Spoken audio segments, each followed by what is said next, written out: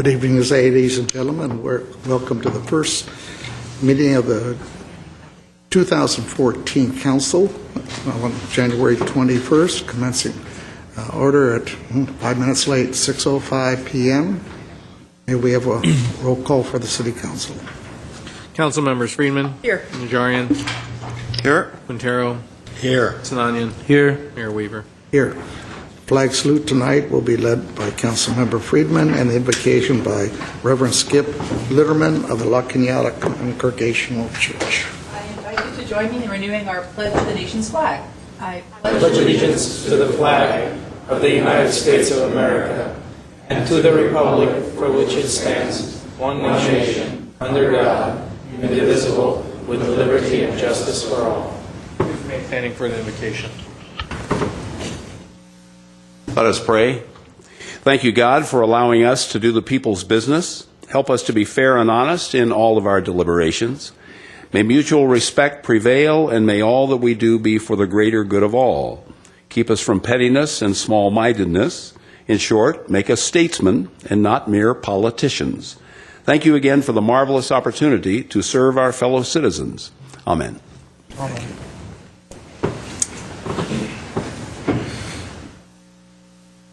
Thank you. May we have your report? The agenda for the January 21, 2014 regular meeting of the Glendale City Council was posted on Thursday, January 16, 2014 on the bulletin board outside City Hall. Thank you. At this time, I don't know how many people here at home know the sadness that Rafi Manuki is feeling with the loss of his father last week. I just want you all to know when the services will be for his father. Be Thursday, January 23rd at 9 a.m. at Forest Lawn, Hollywood Hills. Sympathies of all of us who have known Rafi over the years are with him at this time in the loss of his father. It has to be very tough on him. So we will adjourn the meeting tonight in his father's memory, Havanas Manukian. Thank you. And now, what is next? Item number 3 on the agenda under presentation and appointments 3A is proclamation designating January 13, 2014 as the 11th anniversary of Korean American Day. Thank you. I don't know. I assume you three are. If you'd like to come up, I have a long proclamation to read. So, three of you. So don't speak until I've read it. Okay? Thank you. Whereas Glendale and its adjacent cities are home to approximately 700,000 Korean Americans, the largest concentration of Koreans outside of the Korean Peninsula, and whereas the history of Korean immigration to America began as 102 courageous Korean men, women, and children ventured across the vast Pacific Ocean aboard the SS Gallic to land in Hawaii on January 13th, 1903. And whereas they did not falter in their pursuit of the American dream, but through tenacious effort, sacrifice, established a new home in a new land and educated their Korean American children.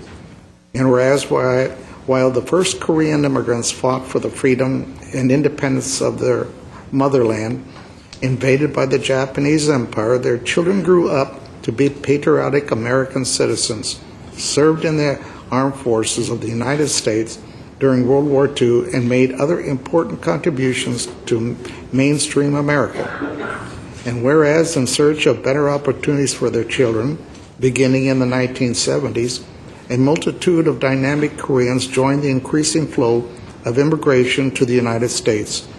And with diligence, fortitude, and a strong belief in the American dream, these immigrants turned depressed areas into thriving communities and raised their children as productive Korean Americans. And whereas the community enters a new era and creates new history, we must instill in the upcoming generations proper appreciation for the courage and value of their ancestors, a deep sense of their roots, and pride in their own cultural heritage, so that they may better contribute to this great nation, rich with ethnic and cultural diversity. Now, therefore, I, Dave Weaver, Mayor of the City of Glendale, proclaim January 13th, 2014 as Korean American Day. Thank you.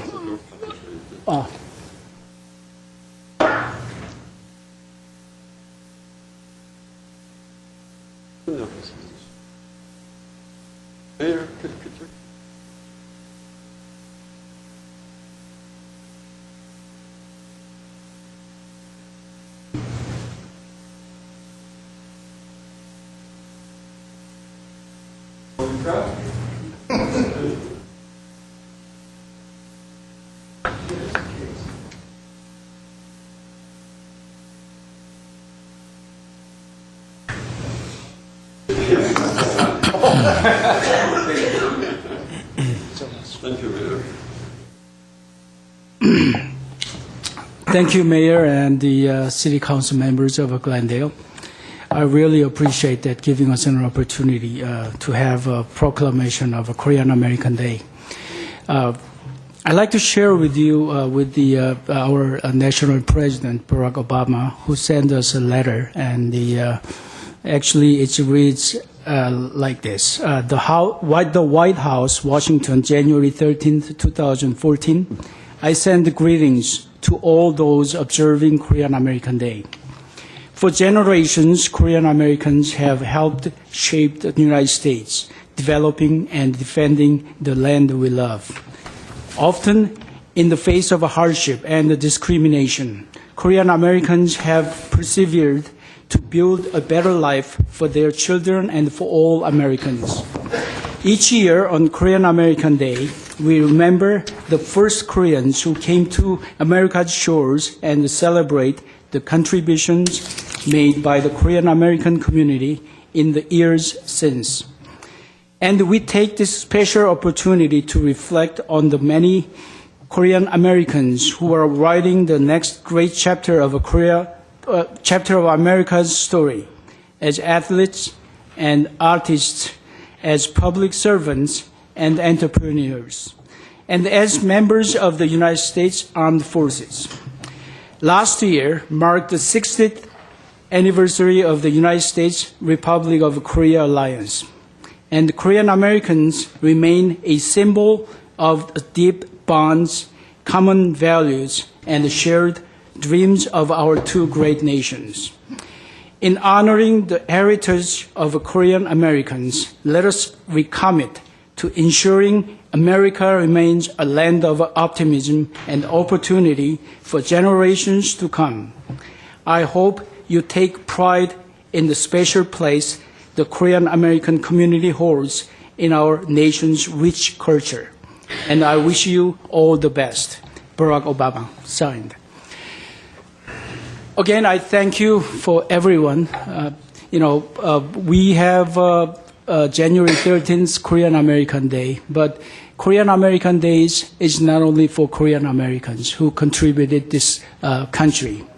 I think this is a role model for all the immigrants to immigrate to the United States. Someday they will have a recognition as Korean American Day we received. All the Americans, they can dream that same kind of a Korean American Day, they be recognized, and they'll have a hope for their contributions in this country. Thank you very much. And would each of you give your name and your position?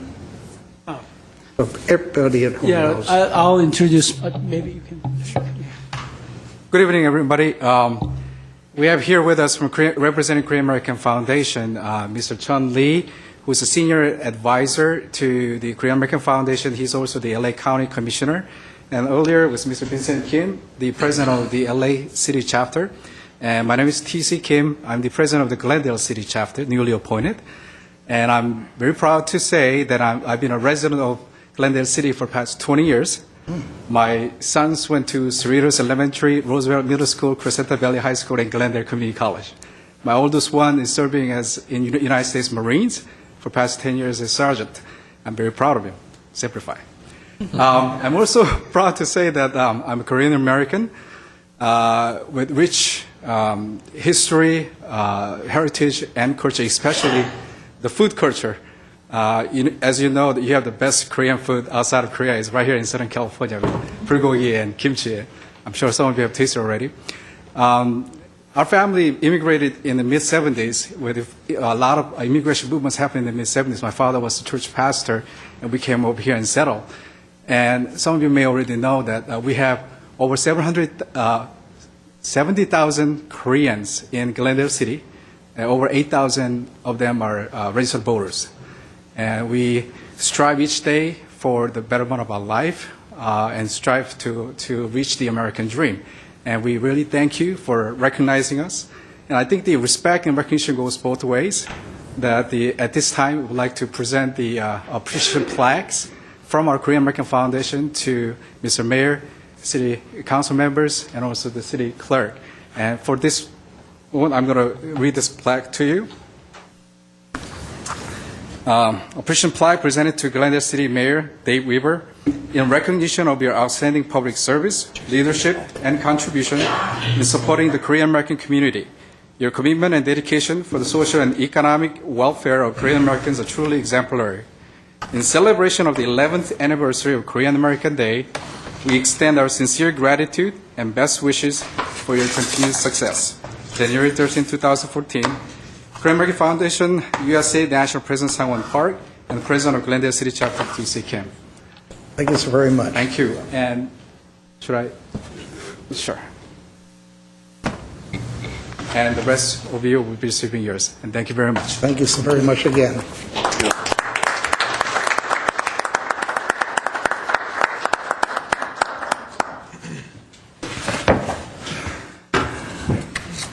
Okay. What is next, please? Next is agenda previews for the meetings of January 28, 2014. Mr. Mayor, members of the City Council, for the January 28th Housing Authority meeting to commence at 3 p.m., we have one item, Director of Community Development, Affordable Housing Property, which is located at 1911 Cypress. That afternoon, we also have a City Council as well as a Glendale Housing Authority, a joint meeting.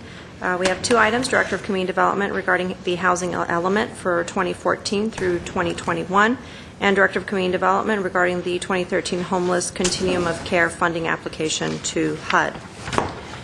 That afternoon, we also have a special meeting of the City Council.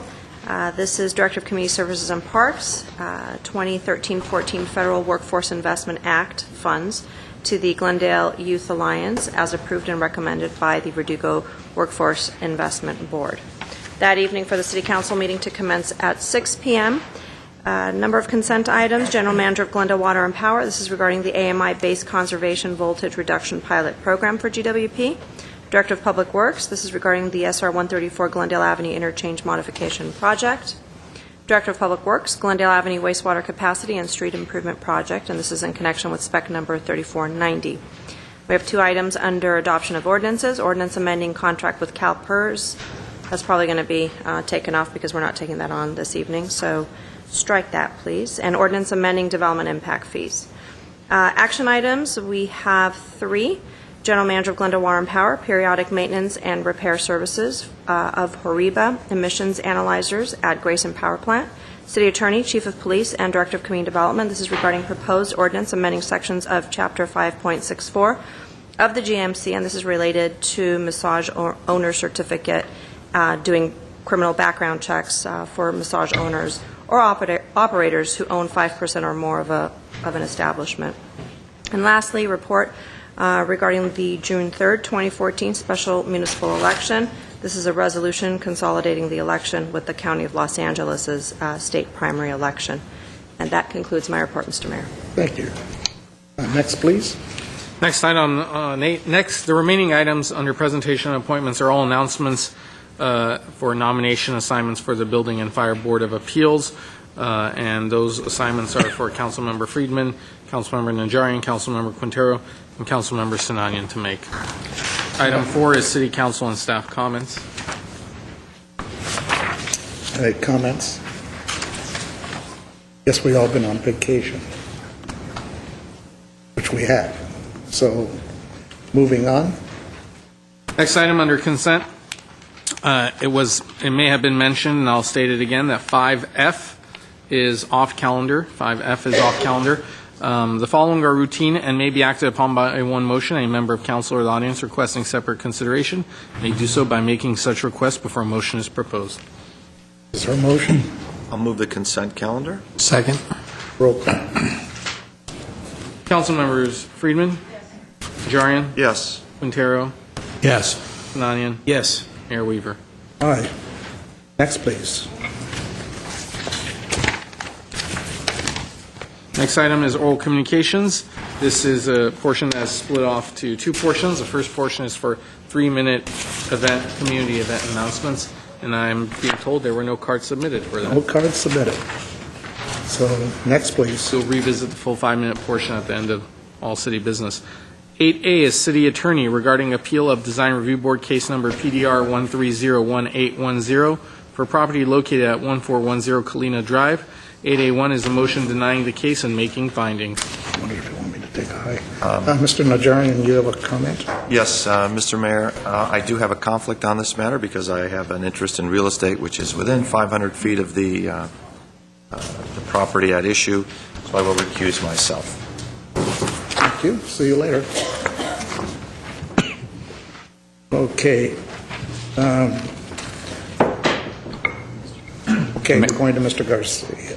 Mr. Mayor, members of council, this is the findings for the 1410 Colina Drive case that you heard in December 10th to be exact. You held a public hearing, took testimony, closed the hearing, and deliberated on a vote of, I believe, 4-0, voted to deny the case and make findings in support. So the findings that were presented are based on the record and the deliberations that the council had on that night.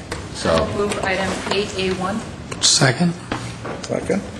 Okay, roll call. Council members Friedman? Yes. Najarian?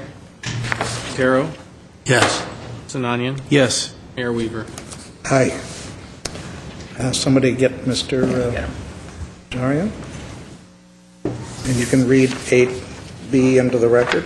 8B is Director of Public Works regarding Pennsylvania Avenue Rehabilitation Project. B1 is motion authorizing execution of agreement between the City of Glendale and the County of Los Angeles, an estimated cost of $3,326,000, half to be funded by the county. And in our interests of continuing to improve our street system within the City of Glendale, here's another biggie.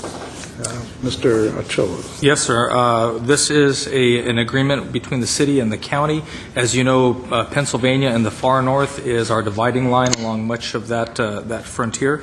And so we are asking that you allow us to execute a cost-sharing agreement with LA County, capping our cost to this project at 50% of the $3.3 million estimate. If you have specific questions about the project, our city engineer, Mr. Golanian, can certainly answer this for you. So we're designing it, we'll manage it, we'll do everything, including accepting money from the county. Mr. Mayor, members of the City Council, that is accurate, yes. Any questions? Huh? Especially collecting money. Is there a motion? I'll move 9B1. 8B1. I was trying so hard to get it right. Second. Well, we've been gone for a month, so. Okay, roll call. Council members Friedman? Yes. Najarian? Yes. Quintero? Yes. Sinanian? Yes. Mayor Weaver. Aye. Next, please. 8C is Director of Public Works regarding Kenyatta Boulevard Infrastructure Improvement Project in connection with specification number 3446. C1 is a motion awarding a contract to Sully Miller Contracting Company in the amount of $10,171,063.90, rejecting all other bids, and approving contingency of $1,525,000. C2 is a resolution appropriating $3,079,928.79 to fund project. Mr. Ochoa. Yes, sir. This, again, is a demonstration of the council's commitment to maintaining the infrastructure. A $10 million project focused on the much-traveled stretch of Kenyatta Boulevard that really is one of the two arteries that connects the north and south part of the city. We're looking at water, street, storm drain, traffic, and ADA improvements involved in this very extensive and involved project, no doubt, and on top of the engineering and project management, outreach and communication to the community, both commuters as well as residents, will be critical to our success. So if you have any specific questions, Mr. Galani, and again, can answer those for you. Well, I've talked to Mr. Galani, and I think we're in tune, but I just want to repeat it. You can correct me if I'm wrong, Mr. Galani. You've had 2 public meetings out there to let people know. And when it starts, storm drain system, sewer system, whatever, would be the first ones going in. So there will be trenching. I didn't ask you where, in the curb, on the curb side of east, of northbound? Is that where? Mr. Mayor, members of City Council, actually, the first phase, and we have designed a very detailed phasing plan to make the construction go smoother to the residents and the flow of traffic. But the first phase would be replacement of an existing water line because it will be in conflict with a new storm drain line on San Carlos. So that one will go first. And then our friends at the GWP Water Services would like to line and fix some of the lines before the high usage date of May 31st. So the 3 phases will be done for water replacement and lining, and then we'll go in and replace the storm drain line, the new system we'll put in, and then follow through by the rest of the water line replacement and lining north of OPG, south of OPG. There are 4 phases, and then we'll do the miscellaneous concrete improvements. Yeah. Is that on the east side of Kenyatta? Yes. The lane 1, whatever, next to the parking? Lane 2, yes. Okay. I'm concerned about it. People are going to see this happening in stages, and that's why I've asked if we're going to go out in the public as we get to each stage. Okay, we're in your neighborhood now. Absolutely. As Mr. Ochoa mentioned, we will have an extensive outreach program that includes changeable message boards. We'll have regular updates through our PIO on Facebook, our own Public Works page, Twitter, email blast through the HOA, the director's letter to the residents, as well as the contractors' door hangers. And at every phase of the project, the neighborhood will know where we are and how long we're going to be there. Well, that's good. I'm happy with that. And when it's done, it's nice, smooth street and lined. You put those shower rows in, I hope the people that like to speed down that street at a lot more than 40 miles an hour take cognizant of the fact that bicyclists will be on that street too. They'll be sharing this. I wish them luck on that part, but thank you for what you've done and what you're going to do, and I want to get out and see that cold. Yes, actually, I'm glad you mentioned this is an environmentally friendly, cold-in-place pavement recycling process that we recently used on Central Avenue with great success. Whereas we pulverize the existing pavement and then add oil to it and use it as base for the new rubberized pavement. Yeah, which I didn't get out to see, so I want to see it when you do it up there. Please do. But Central Ride's pretty doggone good. Yes, absolutely. That's great. Oh, and there's one segment also between Boston. Yes, on Honolulu Avenue. Past Lowell, very up to our border. Correct. And that is simply pavement? Yes. Thank you very much. Mr. Mayor, if I could just add one thing. Yes. This is about 15,000 lineal feet of water distribution pipe replacement. This is our first big effort towards upgrading our distribution infrastructure that we talked about when we issued the bonds. So this is our first foray into that particular project and what our goals and objectives Water are. system. Absolutely. Can I ask a question? And it was actually, Mr. Weaver touched on it, but Kenyatta is one of those streets that has, to my eye, a lot of speeding. It's a slope. It's a long, gentle slope. People don't always realize it. They go faster and faster as they're going down the hill. And I know of 2 residences there that had cars enter their property, take out their landscaping, and almost, could have killed somebody if there had been someone in the yard. Are we doing any kind of traffic calming along with this work? Is that part of this at all? Not on that? Oh, go ahead. Kenyatta Boulevard, as you may know, is on our emergency response route. So as such, we cannot install any speed humps. Right, but there's other types of calming that So- can be done that don't impact emergency vehicles. Exactly. That said, Project, have we looked at this at all? yes, what we have experienced in the past is striping the edges of the pavement have helped to slow down traffic because now they realize that they're limited to within the certain width of lanes. We have tried that on Royal Boulevard and it has helped immensely.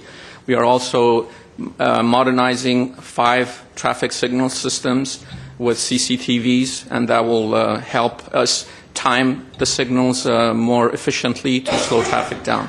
Okay, so we did look at that, and we are incorporating some improvements to try to address some of the speeding on that street. Yes, Councilmember Good, and I Friedman. hope that we continue to evaluate that street in particular, but other streets.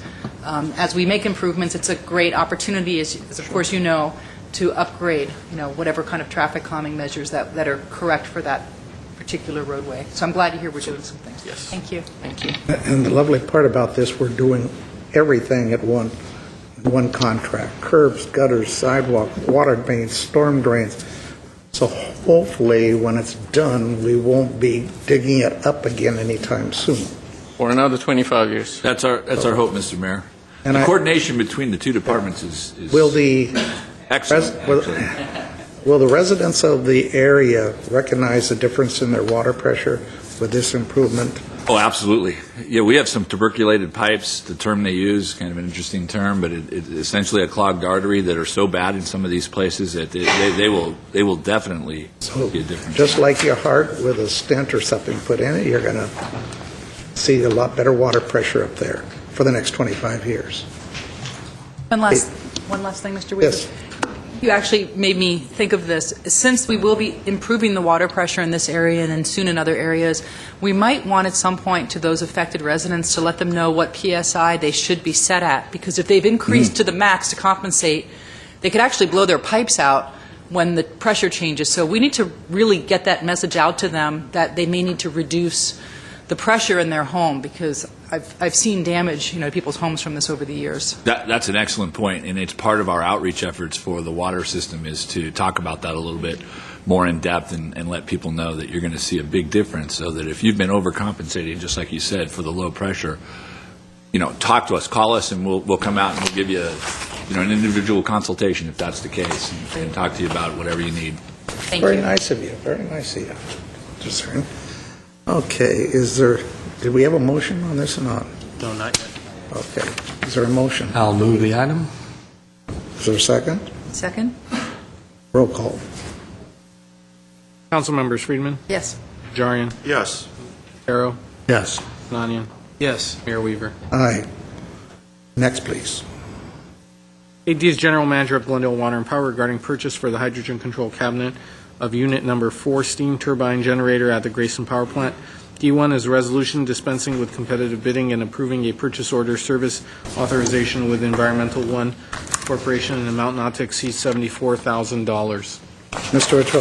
Yes, sir. The existing HCC for our steam turbine, it is what basically cools it down, is about 55 years old. And for the age of our equipment, we are faced with a sole source situation, so we are asking that we look to this particular vendor for the relatively small price of $74,000 in consideration of what the larger repower of the power plant will look like in the coming years. So if you have any specific questions, Mr. Linz, our Chief Assistant General Manager, is on hand. Yes, sir. Oh. I just want to say, gosh, that was when I was a sophomore in college, in a long time.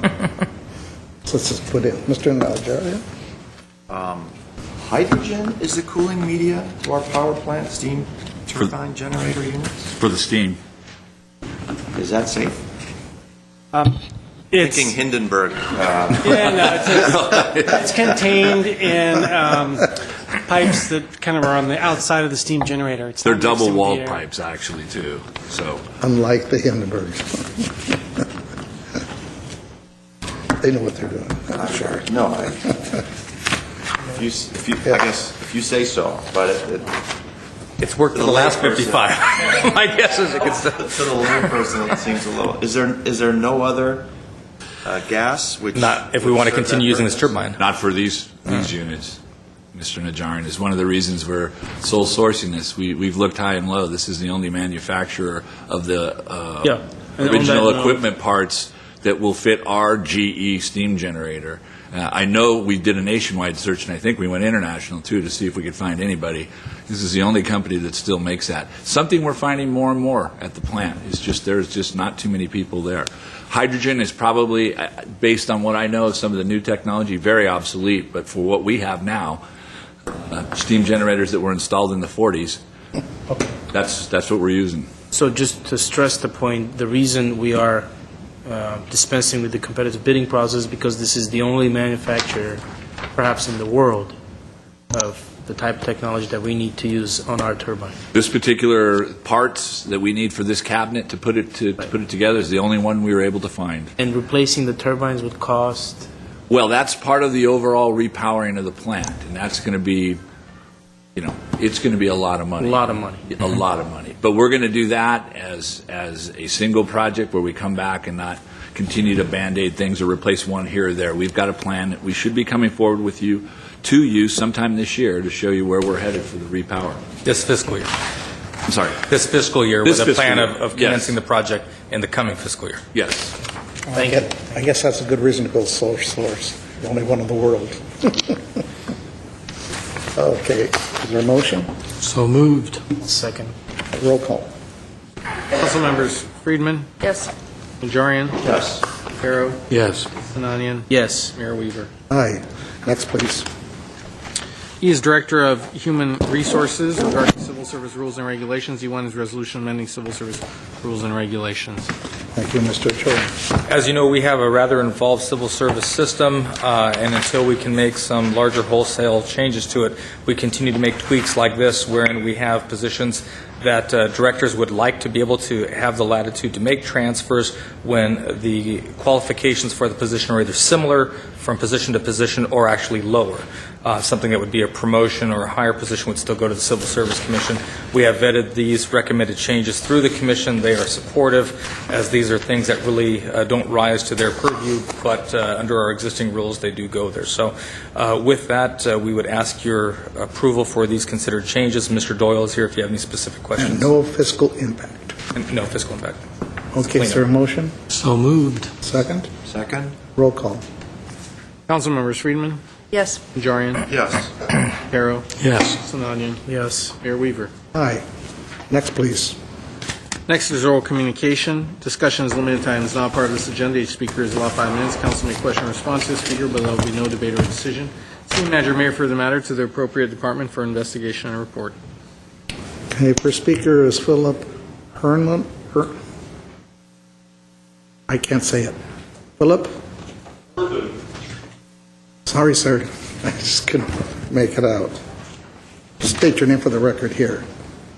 My name is Philip Herndon. Herndon, okay. So I'm here, not that I want to be here, but I'm here because since I've moved to Glendale about 1.5 years ago, I've been repeatedly stopped by the police, which is an intimidating process to be pulled over when I'm driving home from my work, which is right across the border in L.A., at night, pulled over and interrogated by the police. Ostensibly, I'm stopped because of some minor vehicle infraction, but I've never been given a fix-it ticket, and I have been with even, I guess I should have brought witnesses with me, but and just treated very badly, very harshly, treated as a criminal. I'm not a criminal. I have no criminal record. I've been questioned. Are you on parole? How much time have you done? What are you doing here? Where are you going? Et cetera, et cetera. So, having gotten sick of this treatment, I'm here today. I've also submitted a letter to the Glendale Press News, which I have a copy, which was published, and I have a response from a Glendale resident to my letter, and then I have a follow-up letter which was not published, and I have copies of this for the City Council members. The reason being is because the case I state and the response from the Glendale resident and then my follow-up letter gives you a sense of the dynamic of this problem with crime, which I understand, and then you have the citizens who want to be protected from crime, and then being profiled as a potential criminal when I, in fact, am not a criminal. So that's basically what I wanted to say, and I wanted to come and say it publicly. And that is my case. And I do have these materials if you would care to see them. Thank you for coming down. Mr. Weaver? Actually, a question for City Manager. Do we have, I know we have dash cams in our cars. Do we have recordings of the gentleman's traffic stops, and it's something that we can see as council? Do we have the recordings? I know we have recordings. I don't know if we have every one. I would believe that we do. Are they public to share? I would have to defer to the city attorney, but rest assured we have looked into this case based on the letter and found that nothing inappropriate is evident on those cameras and in those recordings. Whether or not they're disclosable, I would defer to Mike. We would have to take a look at that and see what would be disclosed and what would not be. How many times has Mr. Herndon been pulled over? Off the top of my head, sir, I couldn't tell you. Mr. Herndon, Twice, I think. How many times have you been pulled over? I think I've been over about 4 times. And this is within a time period of how long? Probably 6. You need to come back to the microphone. From the audience, he's stating a period, 4 times, possibly over 6 months. So you can't speak from the audience. I'm just interpreting. And this is because you have a tail light out or something, correct? That's why they're pulling you over? I've been pulled over when there was not a problem with the car. I've been pulled over once I was returning books to the Glendale Public Library at night, where you just drop it into the slot, and I was told by the police officer that there was 2 police officers. I was told that they couldn't read my sticker on my license plate. And I've been stopped once as there's been so many of these instances. I was stopped once coming home from work. I was told that one of my lights was out, and it wasn't out. I have been stopped where there was a blinker out or something like this. And the interesting thing about all these cases is when I was told I was stopped for this blinker or that light or whatever, I was never given a fix-it ticket. But in every case, I was questioned as if I was a criminal. So to me, this is offensive. It's frightening to be stopped at night by the police. And my knowing how these incidences often turn into something ugly for people in my situation. And also, during my entire adult life, I've never been stopped, generally, by the police. I'm not a crazy driver. I am not a criminal. I abhor crime, violence, corruption, criminal politicians, criminal bankers, the whole criminal lot, not just the underclass criminals. But anyway, so that's... Okay. And other than fixing tickets, have you been issued any kinds of tickets at any one of these stops? A long time ago, when I first moved to California, I was issued a fix-it ticket. No, I mean the four times. During the 4 times that I was stopped, no, I've never been issued a fix-it ticket. Okay, thank you. So I just want to join Councilmember Friedman's request that if we can get access to these recordings, because if he's been stopped 4 times, I assume there's an audio recording of it, and at neither one of the times he's been issued a ticket. I don't want to jump to conclusions, but it just doesn't sound healthy. We can look at the information and provide what's publicly disclosable. We'll do that. Okay, staff will look into it, sir. Okay. Thank you for coming. Next speaker is Ned Norris.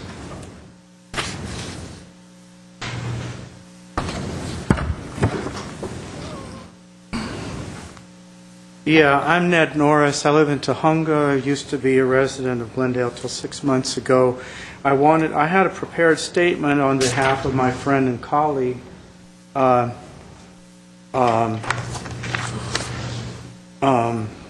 Philip Herndon. Can you explain to me what was the upshot? I didn't quite hear. You're going to look into the matter, and you're going to examine recordings made by the police? Staff will do what they can.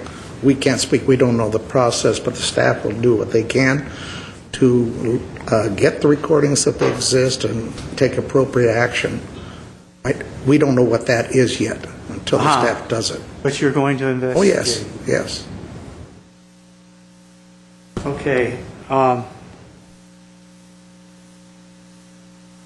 Well, that's my concern, is that that this thing would be dealt with.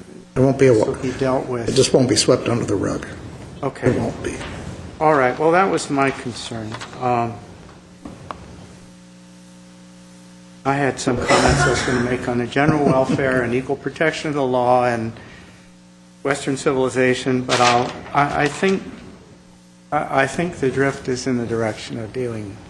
It's in the direction I think that you would want us to go. Okay. Thank you for coming down for your friend. Okay, very good.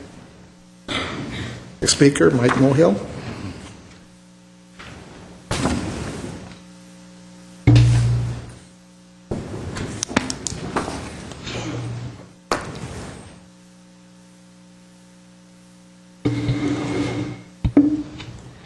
Good evening, council members and the viewing audience. My name is Mike Mohill.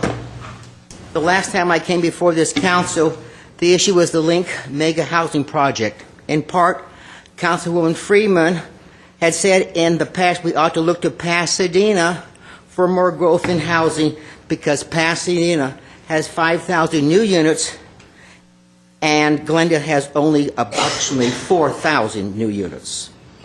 I also stated the beautiful city of Pasadena has 50,000 fewer residents as well as less density than Glendale. Having the last word, Mrs. Freeman replied that Mr. Mohill was confused. No, Councilman Freeman, I was not confused. If one were to go to the city website and review the special meeting of the Glendale City Council on September 17, 2013, 46 minutes into that meeting, our councilwoman said the following, quote, "We can look to Pasadena to see the impact of 5,000 units," end of quote. Thus justifying her approval of all the mega housing projects in Glendale with no concern for the impact of additional traffic, parking, infrastructure, landfill usage, schools, and the list goes on and on. Again, Mrs. Freeman has a habit of twisting the facts like a seasoned politician.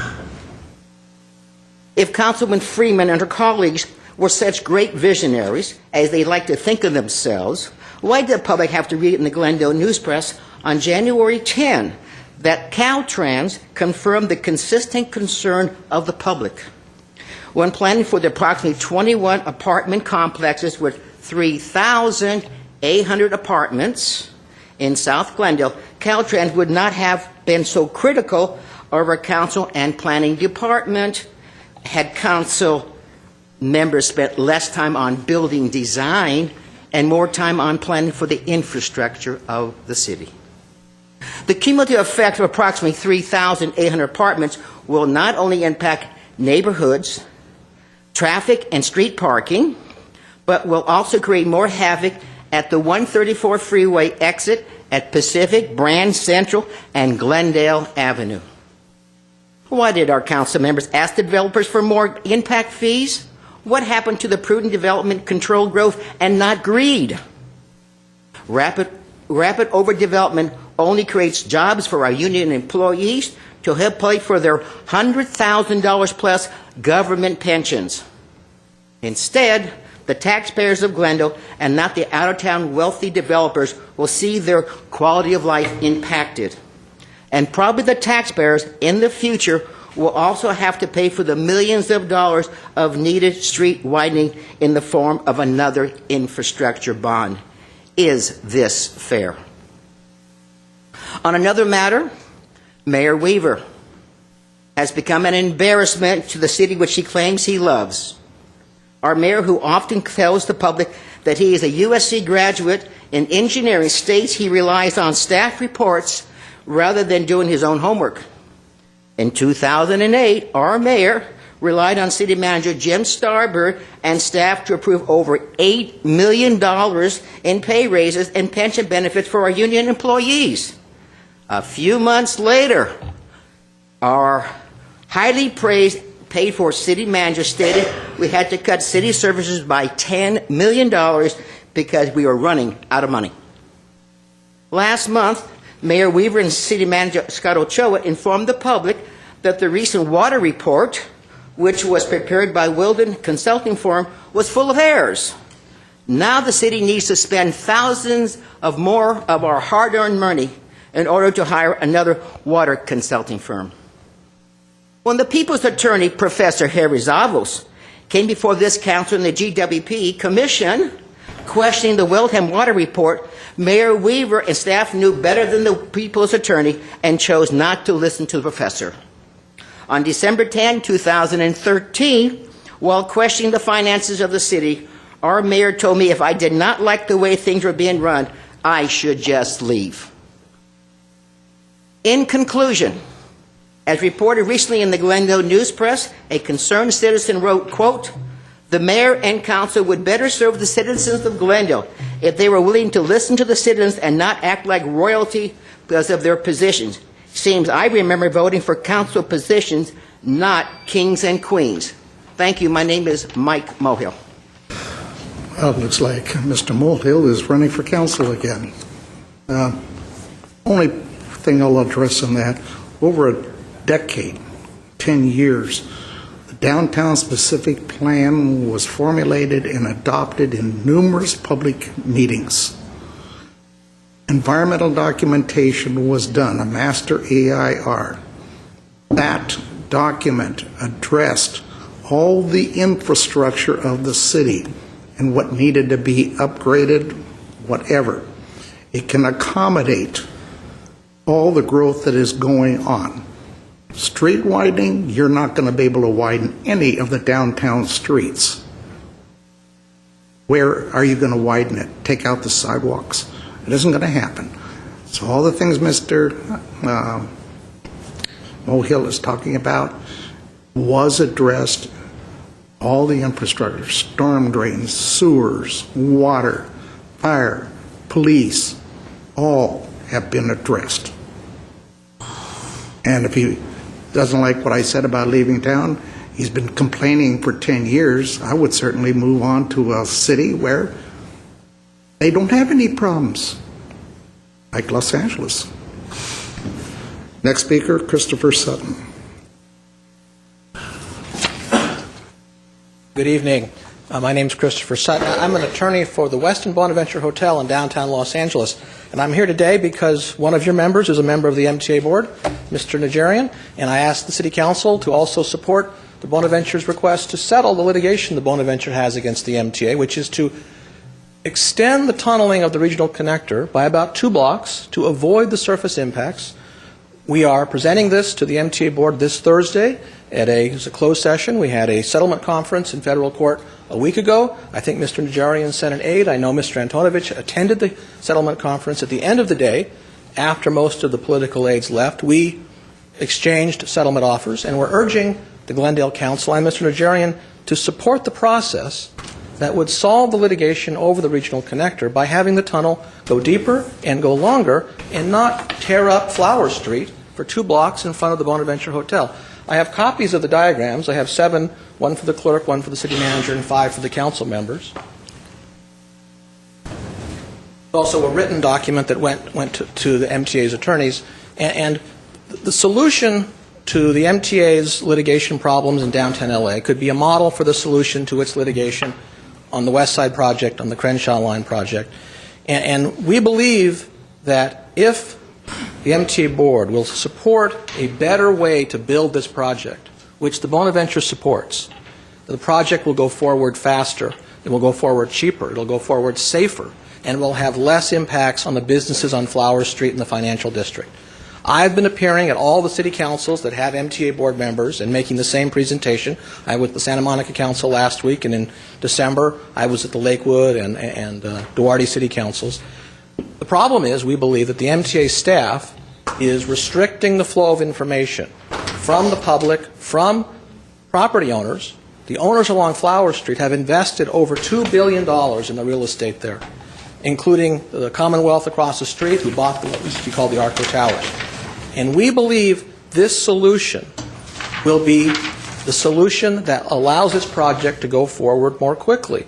And that and I believe that various members of the MTA board have publicly stated, because I've been attending MTA board meetings for this and other cases for the last 2 years, that the MTA staff has been manipulating information, controlling information, and we are hopeful that the MTA board will listen to the presentation that we want to make on Thursday morning, so probably 11:45, because it's last on the agenda, item 79, that why the solution to the manner of construction of the regional connector, which is so important to the Bonaventure Hotel, is so important to the Los Angeles Convention Center.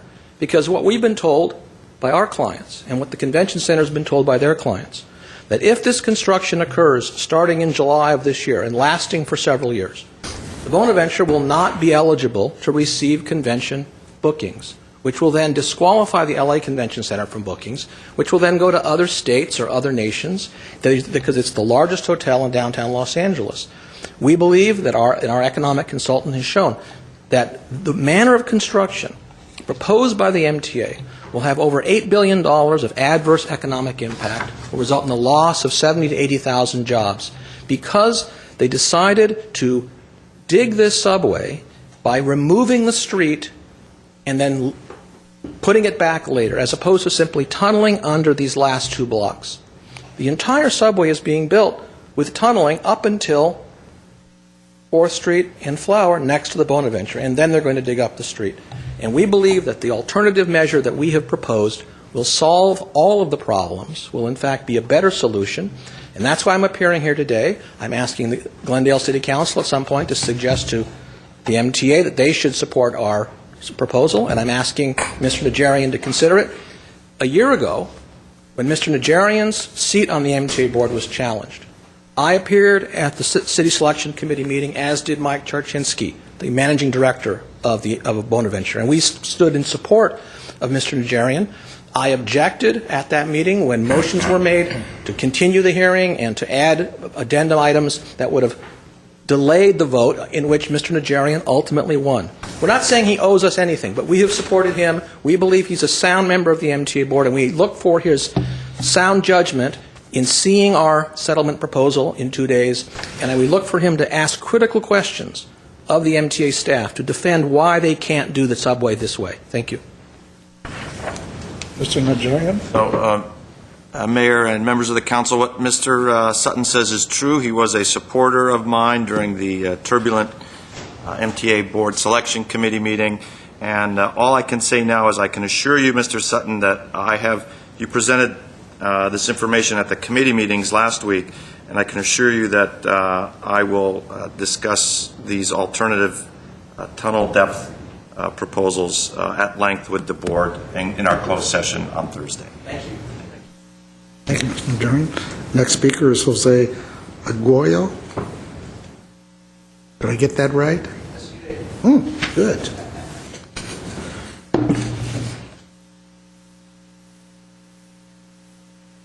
Just your name for the record. Alrighty, my name is Jose Aguayo, and I'm here to speak about a developer that's coming to Glendale. I'm here to, hopefully Glendale can keep an eye out for Carmel Partners, which is building previously now in Los Angeles on 8th and Grand, a mixed-use development in Los Angeles, which is using an unethical concrete reinforcer contractor named Millennium Reinforcing. Now, Carmel Partners wants to build a project in Glendale at Central and Lexington. Millennium workers are subject to numerous abuses, including poor and safety working conditions, unpaid overtime, 14-hour days, lack of unaffordable family insurance. In 2012, the company was cited for serious OSHA violations. Workers at Millennium are even forced to sign a document falsely stating that they will receive their breaks and lunches, and they will work 5 days, 8-hour days, and a numerous of workers have been on strike in California protesting the working conditions and verbal abuse and mistreatments from this company. So hopefully you can just, keep your eye out for Millennium Reinforcing and Commonwealth Partners. Thank you very much. Thank you for coming. Okay, and our last speaker, Harry Zavos.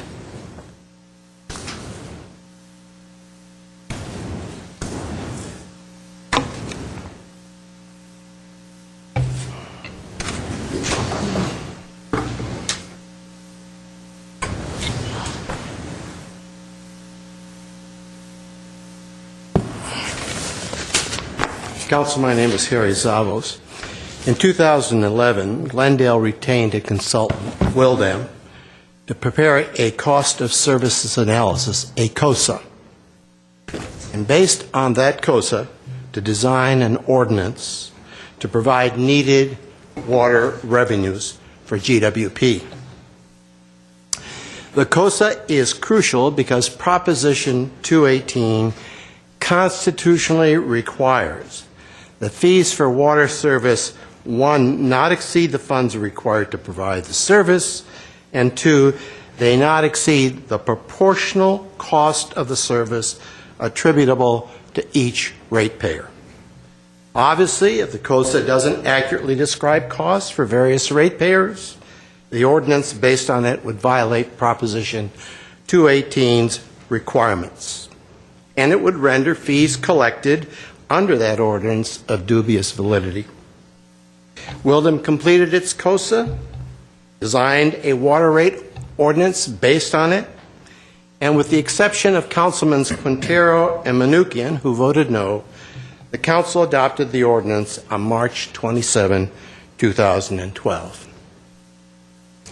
Then on December 17, 2013, City staff reported the following. The ordinance was generating less than anticipated needed revenue, to date $8 million. The staff isolated Wildam's error causing the shortfall, but Wildam failed to be accountable for it. Faced with a diminished revenue stream, the city retained new consultants to correct the error and revise the ordinance accordingly. And finally, a resolving detailed analysis culminated in the following conclusion regarding Wildam's work product. And I quote, "A number of errors have been identified in calculations and methodology, resulting in the need to perform an entirely new COSA to ensure proper administration of water rates in compliance with Proposition 218." Close quote. Revision isn't an option. The only option is to begin afresh. This description of Wildam's work product could not come as a surprise to the city. Prior to the ordinance's adoption, I provided city written analyses detailing errors in Wildam's work product that violate 218, Proposition 218. A Pasadena law firm with expertise in Proposition 218 and water rates, retained by the Board of Realtors to review Wildam's work, had access to some of my analyses, there was more than one, as well as other materials. Two of its lawyers who met with me agreed that Wildam's work contained Proposition 218 errors.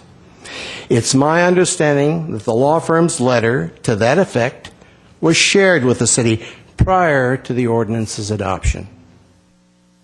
Consistent with a pattern that all too often at best ignores citizen critics, or at worst distorts what they say and treats them with disrespect and disdain, the city disregarded these warnings. Now the city is faced with revenue shortfalls, and as I understand, $100,000 wasted on an ordinance it must scrap. More serious, given its flawed COSA, the ordinance based on it may violate Proposition 218's proportionality requirements. which in turn could call into question the validity of all water fees collected under it. Council, I would respectfully suggest this episode illustrates that public policy and the people of Glendale are best served when the city abandons a dismissive and defensive circle the wagons attitude when faced with citizen critiques.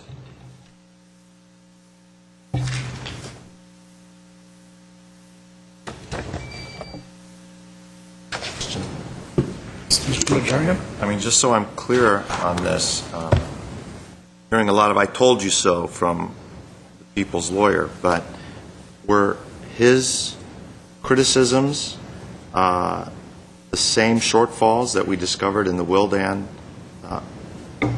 COS, cost of service analysis?